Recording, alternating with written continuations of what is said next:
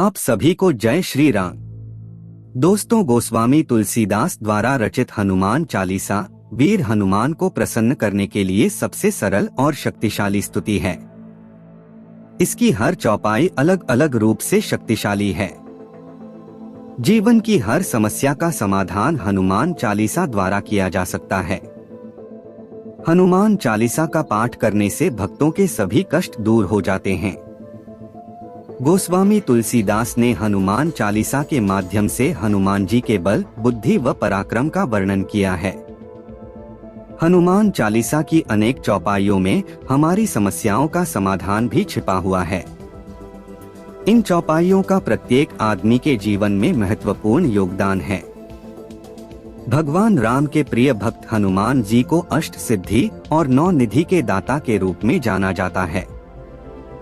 हनुमान चालीसा की एक चौपाई भी है, अष्ट सिद्धि नव निधि के दाता असवर दीन जानकी माता। अर्थात हनुमान की भक्ति से व्यक्ति के जीवन में 8 प्रकार की सिद्धियां और 9 प्रकार की निधियां साकार हो जाती हैं। लेकिन क्या आप जानते हैं ये अष्ट सिद्धि और नव निधियां हैं क्या? आइए जानते हैं इसका रहस्य। श्री राम भक्त हनुमान को 8 सिद्धियों और 9 निधियों का वरदान मां जानकी ने दिया था और कहते हैं कि इन्हें संभालने की शक्ति भी केवल महाबली हनुमान में ही थी।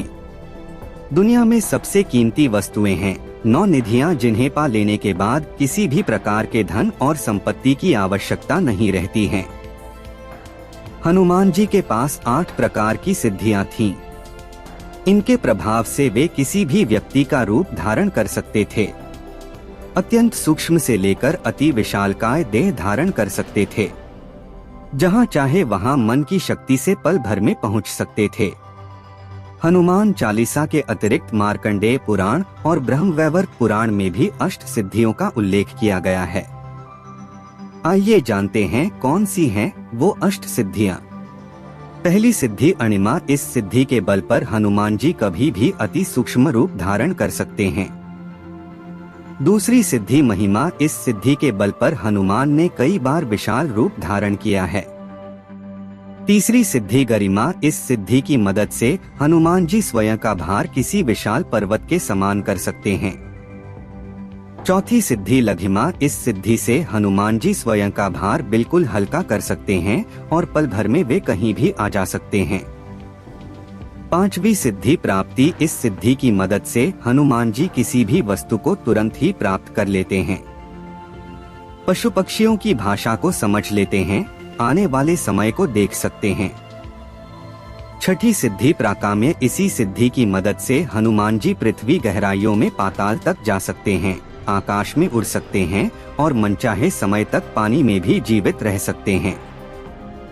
सातवीं सिद्धि ईशित्व। इस सिद्धि की मदद से हनुमान जी को दैवीय शक्तियां प्राप्त हुई हैं। और 8वीं सिद्धि है वशित्व। इस सिद्धि के प्रभाव से हनुमान जी जितेंद्रिय हैं और मन पर नियंत्रण रखते हैं। दोस्तों, ये थी अष्ट सिद्धियां और अब जानते हैं 9 निधियों के बारे में। पहली निधि पद्म निधि। पद्म निधि लक्षणों से संपन्न मनुष्य सात्विक होता है तथा स्वर्ण चांदी आदि का संग्रह करके दान करता है। दूसरी निधि महापद्म निधि। महाप निधि से लक्षित व्यक्ति अपने संग्रहित धन आदि का दान धार्मिक जनों में करता है। तीसरी निधि है नील निधि। नील निधि से सुशोभित मनुष्य सात्विक तेज से संयुक्त होता है। उसकी संपत्ति 3 पीढ़ी तक रहती है। चौथी निधि है मुकुंद निधि। मुकुंद निधि से लक्षित मनुष्य रजोगुण संपन्न होता है, वह राज्य संग्रह में लगा रहता है। पांचवी निधि है नंद निधि। नंद निधि युक्त व्यक्ति राजस और तामस गुणों वाला होता है, वही कुल का आधार होता है। छठी निधि है मकर निधि। मकर निधि संपन्न पुरुष अस्त्रों का संग्रह करने वाला होता है। सातवीं निधि है कच्छप निधि। कच्छप निधि लक्षित व्यक्ति तामस गुण वाला होता है, वह अपनी संपत्ति का स्वयं उपभोग करता है। 8वीं निधि है शंख निधि। शंख निधि 1 पीढ़ी के लिए होती है।